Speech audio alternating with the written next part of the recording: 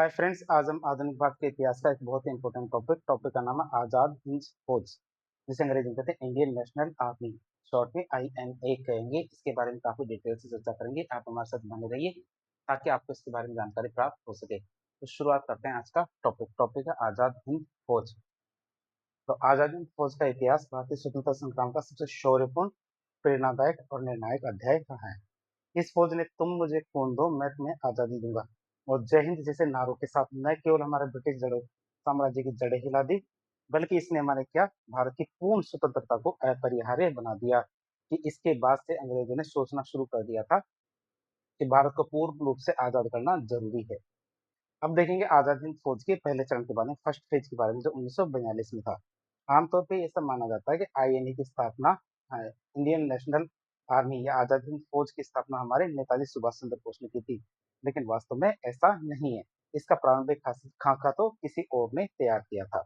विचार और स्थापना की बात करें तो INA का विचार सबसे पहले एक पूर्व ब्रिटिश भारतीय सैन्य अधिकारी थे, कैप्टन मोहन सिंह, और जापानी मेजर थे फुजीहारा, इन दोनों के दिमाग में आया था। आप इसे याद रखेंगे।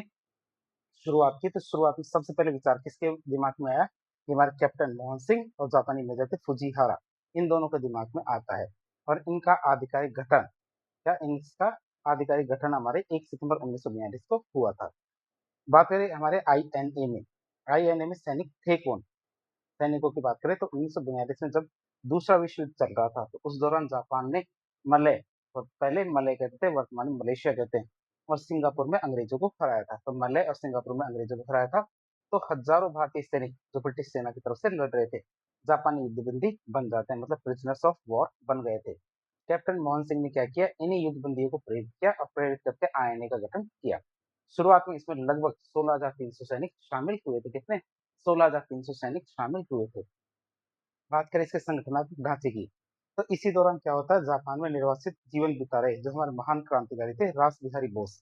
कौन थे? रास बिहारी बोस। उन्होंने टोक्यो सम्मेलन और बाद में बैंकॉक सम्मेलन, जो हमारे जून 1942 में हुआ था, उनको बुलाया गया। किनको बुलाया गया? रास बिहारी बोस को बुलाया गया। पहले तो टोक्यो सम्मेलन में बुलाया गया, बाद में बैंकॉक सम्मेलन में उन्हें बुलाया गया। और यहाँ इंडियन इंडिपेंडेंस लीग की स्थापना की गई, IIL, इंडियन इंडिपेंडेंस लीग की स्थापना की गई। और जो हमारे कैप्टन मोहन सिंह थे, उनके अधीन फौज का विस्तार तय किया गया। किसके? कैप्टन मोहन सिंह के अधीन हमारे ये जो फौज थी, इसका विस्तार तय किया गया। तो पहले चरण के पतन की बात करें तो कुछ ही महीनों बाद जापानी सेना के स्वार्थी रवैये और भारतीय सैनिकों को केवल जापानी युद्ध मशीन का हिस्सा बनाने की मंशा की वजह से, क्यों? क्योंकि एक तो हमारे जापानी सेना का स्वार्थी रवैया था, क्यों? क्योंकि अपनी मनमानी कर रहे थे। दूसरी तरफ हमारे भारतीय सैनिकों को केवल जापानी युद्ध मशीन का हिस्सा मानी जा रही थी। इसकी वजह से हमारे कैप्टन मोहन सिंह का जापानियों से गहरा विवाद हो गया। कैप्टन मोहन सिंह का किससे? जापानियों से गहरा विवाद हो गया। दिसंबर 1942 में उन्हें गिरफ्तार कर लिया गया। किनको? हमारे कैप्टन मोहन सिंह को 1942 में, दिसंबर 1942 में गिरफ्तार कर लिया गया। और इससे हमारा INA का पहला चरण बिखर जाता है। अब देखेंगे दूसरे चरण के, INA के दूसरे चरण की बात करें, सेकंड फेज की। अब होते हैं हमारे क्या? नेताजी का आगमन। फौज को बिखरता हुआ देख के रास बिहारी बोस ने इस आंदोलन को दोबारा से जीवित करने के लिए सुभाष चंद्र बोस को आमंत्रित किया। उस समय हमारे जर्मनी में कौन थे? हिटलर। जर्मनी में हिटलर मदद मांग रहे थे। कहाँ थे हमारे नेताजी? वहां थे हमारे हिटलर के पास, जर्मनी में, और वहां से मदद मांगने की कोशिश कर रहे थे। फिर हमारे जो हिटलर थे वो ये कहते हैं नेताजी को कि आपको यहाँ से तो मदद नहीं मिलेगी, लेकिन हमारे जो रास बिहारी बोस है वो INA का निर्माण कर रहे हैं, वहां से आपको अच्छी मदद मिल जाएगी। तो नेताजी कहाँ चले जाते हैं? सिंगापुर चले जाते हैं। तो जून 1943 में एक अत्यंत खतरनाक पनडुब्बी सबमरीन यात्रा के जरिए नेताजी कहाँ? टोक्यो, और उसके बाद वो पहुंचते हैं सिंगापुर। पहले तो टोक्यो पहुंचते हैं, फिर उसके बाद सिंगापुर पहुंचते हैं। और सिंगापुर पहुंचने के बाद उन्होंने कमान संभाली।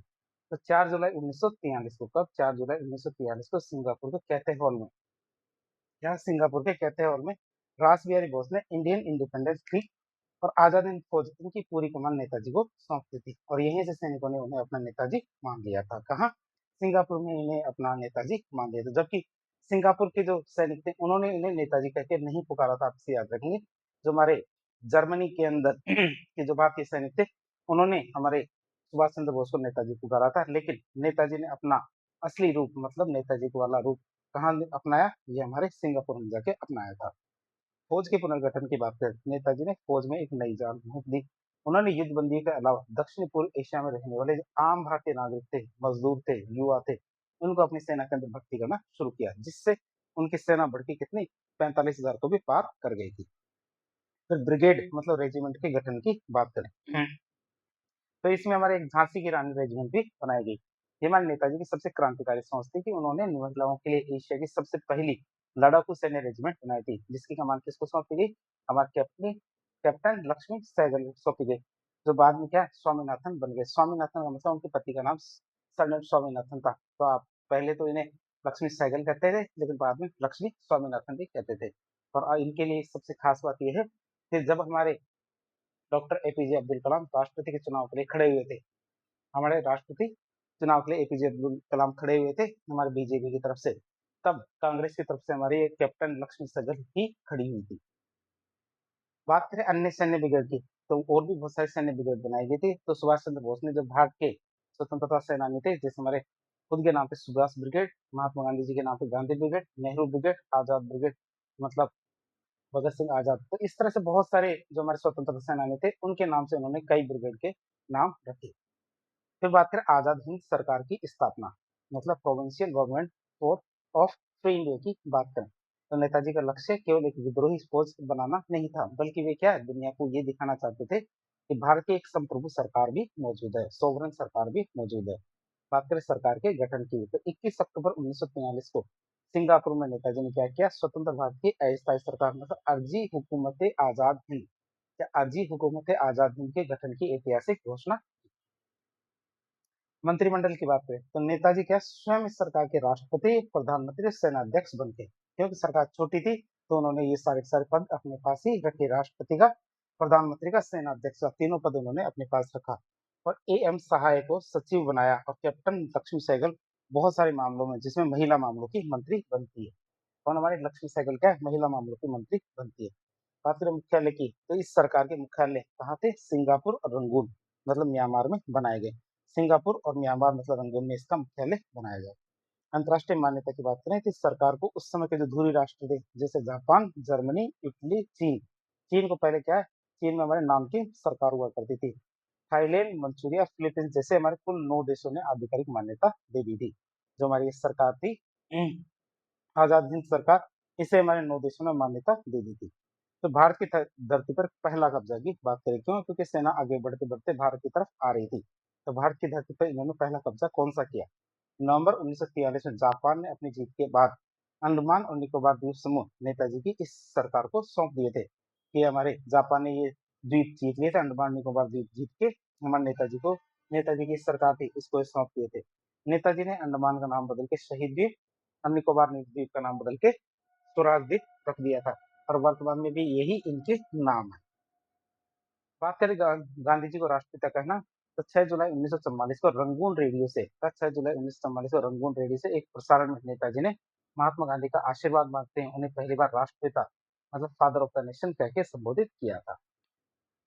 बात करें सैन्य अभियान की, सैन्य अभियान तो हमारा दिल्ली चलो और ऑपरेशन यूगो, दो अभियान थे हमारे, दिल्ली चलो और ऑपरेशन यूगो की बात करें तो भारत में प्रवेश किया 1944 की शुरुआत में आईएनए ने जापानी सेना के साथ मिलकर, 1944 की शुरुआत में हमारे आईएनए ने क्या किया? जापानी सेना के साथ मिलकर ऑपरेशन यूगो शुरू किया और 18 मार्च 1944 को शहर जनरल शाहनवाज खान के नेतृत्व में सुभाष ब्रिगेड ने, किसके? जनरल शाहनवाज खान के नेतृत्व में सुभाष ब्रिगेड ने बर्मा मतलब म्यांमार की सीमा को पार करके भारत के मणिपुर की धरती पर कदम रख दिया था। कब? 18 मार्च 1944 को। और मोइरांग पर उन्होंने झंडा फहरा दिया था। तो आईएनए ने मणिपुर के मोइरांग पर कब्जा कर लिया और वहां पहली बार आजाद भारत का पहला पहली बार आजाद भारत का तिरंगा झंडा फहराया। उन्होंने कोहिमा जो नागालैंड है और इम्फाल की घेराबंदी कर ली थी। तो हमारी जो आईएनए की सेना थी यहाँ तक पहुंच गई थी कि पहले ने मणिपुर के मोइरांग में कब्जा किया, फिर वहां पे आजाद भारत का तिरंगा झंडा फहरा दिया, फिर उसके बाद नागालैंड और इम्फाल की जो घेराबंदी की वो बहुत ज्यादा सराहनीय है। फिर बात करें प्रतिकूल परिस्थितियां, कौन सी प्रतिकूल परिस्थितियां आती है जिसकी वजह से हार आती है? तो दुर्भाग्यवश भयंकर मानसून की बारिश, जंगल में फैली हुई महामारी मतलब मलेरिया और रसद मतलब भोजन हथियार की कमी की वजह से फौज आगे नहीं बढ़ पा रही थी और इसी बीच जापानी सेना ने हवाई सहायता देना बंद कर दिया। फौज आगे नहीं बढ़ पा रही थी और जापान ने क्या किया? हवाई सहायता करना बंद कर दी थी। फिर अभियान के अंत की बात करें तो अगस्त 1945 में अमेरिका के द्वारा हिरोशिमा नागासाकी पर परमाणु बम गिराने की बात जापान ने आत्मसमर्पण कर दिया था और बिना जापानी मदद के आईएनए को भी पीछे हटना पड़ा, क्योंकि जापान ने मना कर दिया। जापान के मना करने की वजह से आईएनए को पीछे हटना पड़ा। और इसी दौरान हमारे नेताजी की मृत्यु हो जाती है, और वो भी कथित मृत्यु। क्यों? क्योंकि गारंटेड नहीं थी ये मृत्यु थी या नहीं। तो 18 अगस्त 1945 को ताइवान मतलब फार्मोसा जो द्वीप है, उसके ताइहोकू हवाई अड्डे पर एक विमान दुर्घटना में नेताजी के निधन की खबर आई, जो आज भी एक अनसुलझा रहस्य है कि उनकी मृत्यु हुई थी या नहीं। फिर होते हैं ट्रायल्स, मतलब आईएनए के ट्रायल्स मतलब मुकदमे की बात करें जो 1945 में हुए। तो जापान के आत्मसमर्पण के बाद अंग्रेजों ने आईएनए के जो सैनिक थे उनको बंदी बना लिया और उन पर ब्रिटिश सम्राट के खिलाफ युद्ध छेड़ने मतलब राजद्रोह का मुकदमा चलाया। और ये मुकदमा हमारे दिल्ली के लाल किले में कहाँ चलाया गया? दिल्ली के लाल किले में नवंबर 1945 में चला। और इसमें हमारे तीन मुख्य आरोपी थे। तीन मुख्य आरोपी कौन कौन से थे उनकी बात करें तो इस मुकदमे में पूरे देश को सांप्रदायिकता से ऊपर उठाकर इस मुकदमे ने क्या किया? पूरे देश को सांप्रदायिकता से ऊपर उठाकर एक कर दिया। क्यों? क्योंकि जिन तीन अधिकारियों पर मुख्य रूप से मुकदमा चला वो तीन अलग अलग धर्म के थे। जैसे कर्नल प्रेम कुमार सहगल ये हिंदू थे, जनरल शाहनवाज खान ये मुस्लिम थे और लेफ्टिनेंट गुरबख्श सिंह ढिल्लों ये सिख थे। तो तीन अलग अलग धर्म के थे। एक नारा चला उस समय, लाल किले को तोड़ दो। इस मुकदमे के खिलाफ पूरे भारत में भयंकर जन आक्रोश फूट पड़ा। छात्रों, मजदूरों और आम जनता ने सड़कों पर उतरकर नारे दिए। जिसने छात्रों, मजदूरों और आम जनता ने क्या किया? सड़कों पे उतर के नारे दिए, लाल किले को तोड़ दो, आईएनए के वीरों को छोड़ दो। क्या नारा था? लाल किले को तोड़ दो, आईएनए के वीरों को छोड़ दो। बात करें इनको बचाने के लिए कुछ वकील आ गए जो भी बहुत खास थे। खास कौन कौन से थे? कांग्रेस ने तुरंत आईएनए रक्षा समिति बनाई। कांग्रेस ने क्या किया? आईएनए रक्षा समिति बनाई और देश के सबसे बड़े वकीलों ने इनकी पैरवी की। जैसे भूलाभाई देसाई इसके मुख्य वकील थे, कैलाशनाथ काटजू, तेज बहादुर सप्रू, आसफ अली और उसके बाद आते हैं कौन? जवाहरलाल नेहरू। अब जवाहरलाल नेहरू 25 साल बाद वकालत में वापस आए थे और वकालत का चोगा पहन के कोर्ट में बहस की थी। किसने? जवाहरलाल नेहरू ने। तो आप सोच सकते हैं कि मामला कितना बड़ा रहा होगा कि इसके बाद जो प्रधानमंत्री बनते जवाहरलाल नेहरू, ये ही इसके पैरवी करने के लिए वकील बन के आते हैं। तो फैसला और वेबल के वीटो की बात करें, ब्रिटिश अदालत ने तीनों अधिकारियों को राजद्रोह का दोषी माना और मानते हुए उनको तीनों को फांसी की सजा सुनाई। लेकिन देश में क्रांति भड़कने और ब्रिटिश भारतीय सेना में खुला विद्रोह होने की संभावना ने, तो मतलब ऐसा डर के कि ब्रिटिश भारतीय सेना में खुला विद्रोह हो जाएगा। तो इस डर से क्या हुआ? उस समय के वायसराय थे लॉर्ड वेबले, उन्होंने अपनी विशेष शक्ति वीटो शक्ति का प्रयोग किया और इन तीनों की सजा को माफ कर दिया। बात करें हमारे स्वतंत्रता संग्राम में आईएनए का अंतिम और सबसे बड़े प्रभाव की बात है। तो आजाद हिंद फौज भले ही सैनिक रूप से दिल्ली नहीं पहुंच पाई थी, लेकिन उसने अंग्रेजों के भारत छोड़ने की ताबूत में आखिरी कील ठोकी ही दी थी। फिर होता हमारा शाही नौसेना विद्रोह, आईएनए RIN म्यूटिनी की बात करें 1946 में। तो आईएनए के इस मुकदमे और नेताजी के विचारों से प्रेरित होकर क्या आईएनए के इस मुकदमे और नेताजी के विचारों से प्रेरित होकर फरवरी 1946 में मुंबई में रॉयल इंडियन नेवी के भारतीय नाविकों ने अंग्रेजों के खिलाफ खुली बगावत कर दी और जहाजों पर कब्जा करना शुरू कर दिया। फिर आता हमारा क्लेमेंट एटली का इस पे बयान आता है। बयान क्या आता है कि बाद में बाद में ब्रिटेन के उस समय के जो प्रधानमंत्री थे लॉर्ड क्लेमेंट एटली, उन्होंने खुद स्वीकार किया था कि 1947 में अंग्रेजों के भारत छोड़ने का सबसे बड़ा कारण गांधी जी का भारत छोड़ो आंदोलन नहीं था, बल्कि क्या था? सुभाष चंद्र बोस की आजाद हिंद फौज का ये प्रभाव था, जिसने क्या किया? ब्रिटिश भारतीय सेना और नौसेना को अंग्रेजों के प्रति वफादारी को पूरी तरह से खत्म कर दिया था। कि ब्रिटिश भारतीय जो सेना थी और नौसेना थी, इसकी अंग्रेजों के प्रति जो वफादारी थी उसको पूरी तरह से खत्म कर दिया। और अंग्रेजों को साफ साफ समझ में आ गया था कि अब वे भारतीय सैनिकों के दम पे भारत पे राज नहीं कर सकेंगे। तो ये हमारा चैप्टर था कौन सा? आईएनए। अब बात करते हैं हमारे सुभाष चंद्र बोस की। तो नेताजी सुभाष चंद्र बोस का जीवन, स्वतंत्रता संग्राम में उनका योगदान, अदम्य साहस, असाधारण बौद्धिक क्षमता और अटूट देशभक्ति की एक शानदार दास्तान है। उन्होंने भारत की आजादी के लिए न केवल देश के बड़े मित्र बड़े आंदोलन किए थे, बल्कि दुनिया के सबसे ताकतवर देश जैसे जर्मनी, इटली, जापान, इनसे कूटनीतिक और सैन्य मदद जुटा करके ब्रिटिश साम्राज्य को सीधी चुनौती दी थी। बात करें प्रारंभिक जीवन और उनकी तीक्ष्ण बुद्धि की बात करें, तो बचपन की बात करें तो 23 जनवरी 1897 को कटक उड़ीसा में एक संपन्न बंगाली परिवार में जन्मे सुभाष चंद्र बोस जन्म से ही क्या कुशाग्र बुद्धि के थे। स्वामी विवेकानंद और रामकृष्ण परमहंस के साहित्य ने क्या किया? उनके मन में राष्ट्रवाद और अध्यात्म के बीज बोए। किसने? स्वामी विवेकानंद और रामकृष्ण परमहंस के साहित्य ने। आईसीएस की सफलता की बात करें और त्याग की, तो उनके पिता जानकीनाथ बोस की इच्छा थी कि वे एक सिविल सर्वेंट बने, मतलब आईएएस बने। तो उन्होंने 1920 में क्या किया, इंग्लैंड में आईसीएस मतलब इंडियन सिविल सर्विसेज की परीक्षा पास की और चौथी रैंक हासिल की कब 1920 में। और फिर उन्होंने इस्तीफा दे दिया। 1919 के जलियांवाला बाग हत्याकांड में क्या किया, उनके भीतर एक झकझोर दिया।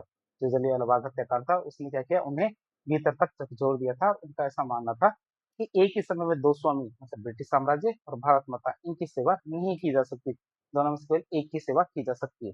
इसीलिए 1921 में उन्होंने ये प्रतिष्ठित नौकरी थी आईएएस की नौकरी, इसको ठुकरा दिया और भारत लौट के स्वतंत्र संग्राम में कूद पड़ते हैं। फिर कांग्रेस में उत्थान और त्रिपुरी संकट की बात करें तो भारत लौटते हुए चित्तरंजन दास मतलब सीआर दास के मार्गदर्शन में राजनीति में आए और युवा नेता के रूप में बहुत ही जल्दी लोकप्रिय हो जाते हैं। कौन? सुभाष चंद्र बोस। हरिपुर अधिवेशन की बात करें 1938 के, तो 1938 में कांग्रेस के अध्यक्ष चुने जाते हैं। 1938 में वो कांग्रेस के अध्यक्ष चुने जाते हैं और यही उन्होंने भारत के आधुनिक औद्योगिक विकास के लिए उन्होंने क्या किया, आधुनिक औद्योगिक विकास के लिए राष्ट्रीय योजना समिति मतलब नेशनल प्लानिंग कमेटी की स्थापना की। और इसके अध्यक्ष किसे बनाया गया? जवाहरलाल नेहरू को। राष्ट्रीय योजना समिति का अध्यक्ष किसे बनाया गया? जवाहरलाल नेहरू को। फिर आता हमारा त्रिपुरी संकट। बोस क्या है, 1939 में बोस अगले साल भी अध्यक्ष बनना चाहते थे। सुभाष चंद्र बोस क्या अगले साल भी अध्यक्ष बनना चाहते थे, लेकिन महात्मा गांधी का मानना था कि बोस का रास्ता कैसा है, हिंसक और आक्रामक है। बोस का रास्ता कैसा है, हिंसक और आक्रामक है और उनके अहिंसा के मार्ग से मेल नहीं खाता है। गांधी जी ने पट्टाभी सितारमैया को उनके खिलाफ खड़ा कर दिया। दोनों के खिलाफ जंग होती है, मतलब हमारे महात्मा गांधी जी की तरफ से पट्टा से भी सितारमैया है, तो दूसरी तरफ से हमारे कौन? नेताजी है। नतीजा क्या निकलता है? नेताजी चुनाव जीत जाते हैं। इससे हमारे महात्मा गांधी जी नाराज हो जाते हैं। नाराज होकर कहते हैं कि सितारमैया की हार नहीं है, ये हार मेरी है। तो इसी बात से सुन के हमारे सुभाष चंद्र बोस जी इस्तीफा दे देते हैं। तो गांधी जी के सम्मान में और कांग्रेस में विभाजन को रोकने के लिए बोस ने क्या किया, अप्रैल 1939 में अध्यक्ष पद से इस्तीफा दे दिया और इस्तीफा देके उन्होंने बनाया फॉरवर्ड ब्लॉक। इस्तीफा देने के तुरंत बाद उन्होंने 3 मई 1939 को कांग्रेस के भीतर ही वामपंथी और प्रगतिशील ताकतों को जोड़ करके कांग्रेस के भीतर ही क्या किया उन्होंने, वामपंथी और प्रगतिशील ताकतों को जोड़ करके एकजुट करके फॉरवर्ड ब्लॉक की स्थापना की। फिर महापलायन और जर्मनी के प्रवास की बात करें, एस्केप टू जर्मनी की बात करें, तो दूसरे विश्व युद्ध शुरू होने पर क्या दूसरा विश्व युद्ध शुरू होने पर जो 1939 में नेताजी ने पूरे देश में सविनय अवज्ञा का आह्वान किया और घबराकर अंग्रेजों ने उन्हें घर पर मतलब कलकत्ता में ही नजरबंद कर दिया था। फिर हुआ द ग्रेट एस्केप जनवरी 1941 में। तो पुलिस के कड़े पहरे के बावजूद नेताजी एक पठान मतलब जियाउद्दीन पठान का वेश धारण करके रात के अंधेरे में अपने घर से निकल गए और पेशावर, काबुल और रूस होते हुए एक इतालवी पासपोर्ट पर अपने बर्लिन मतलब जर्मनी पहुंच जाते हैं। किस पे? इतालवी पासपोर्ट पे बर्लिन मतलब जर्मनी पहुंच जाते हैं और वहां जाके करते हैं हिटलर से मुलाकात और जर्मनी में काम करना शुरू करते हैं। तो फ्री इंडिया सेंटर की बात करें तो बर्लिन में उन्होंने क्या किया, फ्री इंडिया सेंटर की स्थापना की और यहीं से वे आजाद हिंद रेडियो को पर प्रसारण किया करते थे। कहाँ? हमारा फ्री इंडिया सेंटर था, वहां से हमारे क्या आजाद हिंद रेडियो पर प्रसारण किया करते थे, जो भारत में अंग्रेजों के खिलाफ जनमत तैयार करता था। कौन? आजाद हिंद रेडियो का काम था कि भारत में अंग्रेजों के खिलाफ जनमत तैयार करना। फिर बनाई जाती है हमारी फ्री इंडिया लीजन, तो रोमेल की सेना के द्वारा क्या, रोमेल की सेना के द्वारा उत्तरी अफ्रीका में पकड़े गए जो भारतीय युद्धबंदी थे, ब्रिटिश सेना की तरफ से जो लड़ रहे थे भारतीय युद्धबंदी, उनको नेताजी ने प्रेरित किया और लगभग 3000 सैनिकों को मिला करके जर्मनी में एक सैन्य टुकड़ी फ्री इंडिया लीजन मतलब द टाइगर लीजन का गठन किया। बात करें इनकी उपाधियां और नारों की, क्या सुभाष चंद्र बोस की उपाधियां और नारों की बात करें तो जर्मनी में ही उनके जो वफादार सैनिक थे और प्रवासी भारतीय उन्हें प्यार से सम्मान से पहली बार नेताजी कहकर पुकारा था, जो मामले ने आपको पहले ही बताया था कि जर्मनी के जो सैनिक थे और प्रवासी भारतीय थे उन्होंने ही पहली बार उन्हें नेताजी कहकर पुकारा था और यहीं पर उनके सचिव और सहयोगी आबिद हसन उनके सलाह पर जय हिंद का नारा अपनाया गया था, तो आज भारत का राष्ट्रीय अभिवादन भी। फिर नेताजी के साहित्य और उनकी जीवनी की बात करें, नेताजी केवल एक तलवारबाज सेनापति ही नहीं थे, बल्कि वे क्या थे, एक बहुत बड़े गहरे विचारक और शानदार लेखक भी थे। बात करें उनकी आत्मकथा और स्वयं की पुस्तकों की बात करें, पहली पुस्तक है एन इंडियन पिलग्रिम मतलब एक भारतीय तीर्थयात्री। यह उनकी आत्मकथा थी जिसमें उन्होंने अपने जन्म से लेकर 1920 तक के सफर मतलब आईसीएस से इस्तीफा देने तक के सफर की कहानी लिखी है। पुस्तक का नाम था एन इंडियन पिलग्रिम मतलब एक तीर्थयात्री, भारतीय तीर्थयात्री। और इसमें उन्होंने क्या आध्यात्मिक विकास और मानसिक संघर्ष का बहुत ही सुंदर वर्णन किया है और यह आत्मकथा अधूरी ही रह गई। फिर बनती है हमारे द इंडियन स्ट्रगल। यह उनकी सबसे महान पुस्तक है, जिसमें उन्होंने 1920 से लेके 1942 तक के भारतीय स्वतंत्रता संग्राम के विस्तार से राजनीतिक विश्लेषण किया। चूंकि इसमें अंग्रेजों की कड़ी आलोचना की गई थी, इसलिए ब्रिटिश सरकार ने इस पुस्तक को भारत में प्रतिबंधित मतलब बैन कर दिया था। तो दो पुस्तकें थी जो हमारे सुभाष चंद्र बोस के द्वारा लिखी गई थी। बात करें इनकी जीवनी की, बायोग्राफी की बात करें तो इनकी बायोग्राफी है springing tiger, the springing tiger, जो 1959 में लिखी गई थी। तो ये हमारे सुभाष चंद्र बोस की सबसे प्रसिद्ध और प्रमाणिक जीवनी में से एक है। इस पुस्तक की खास बात देखें, इस पुस्तक को किसी भारतीय ने नहीं बल्कि एक ब्रिटिश खुफिया सैन्य अधिकारी ह्यू टॉय ने लिखा था। और दूसरे विश्व युद्ध के दौरान टॉय का काम नेताजी और आजाद हिंद फौज की गतिविधियों पर नजर रखना था। और अपनी ड्यूटी करते हुए वे नेताजी के व्यक्तित्व और देशभक्ति से इतने प्रभावित हुए कि युद्ध के बाद उन्होंने इस पर शानदार जीवनी लिख डाली, जिसका नाम था द स्प्रिंगिंग टाइगर। आप देखेंगे हमारा आजाद हिंद फौज और अंतिम संघर्ष की बात करें तो जर्मनी से एक लंबी और गुप्त पनडुब्बी यात्रा के बाद 1943 में नेताजी जापान और फिर उसके बाद सिंगापुर पहुंचते हैं। सिंगापुर में उन्होंने रासबिहारी बोस से मुलाकात की और आईएनए की कमान संभाली। और वहां एक नारा दिया, तुम मुझे खून दो मैं तुम्हें आजादी दूंगा। और दूसरा नारा था, दिल्ली चलो। तो ये दो नारे दिए और इन नारों से उन्होंने सैनिकों में अभूतपूर्व जोश भर दिया। फिर उन्होंने एक आहिस्ता सरकार बनाई अंडमान निकोबार में। बात करें उसकी तो 21 अक्टूबर 1943 को उन्होंने आजाद हिंद सरकार की स्थापना की और जापान ने उन्हें क्या अंडमान और निकोबार द्वीप सौंप दिए और उसका नाम उन्होंने बदल के शहीद स्वराज द्वीप रख दिया। उन्होंने बनाई महिला रेजिमेंट। महिला रेजिमेंट की बात करें तो उन्होंने कैप्टन लक्ष्मी सहगल के नेतृत्व में महिलाओं की झांसी की रानी रेजिमेंट बनाई, जो उस समय दुनिया में अपने आप में एक अनोखी मिसाल थी कि महिलाओं की भी एक रेजिमेंट है। और वो किसने बनाई थी? हमारी सुभाष चंद्र बोस ने। जापान के आत्मसमर्पण करने के बाद 18 अगस्त 1945 को ताइवान में कथित विमान दुर्घटना में उनका निधन हो जाता है।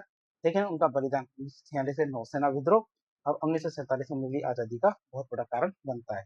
तो इस प्रकार एक लेक्चर के जरिए हमने आजाद हिंद फौज और सुभाष चंद्र बोस जी के बारे में काफी डिटेल से जानने की कोशिश की।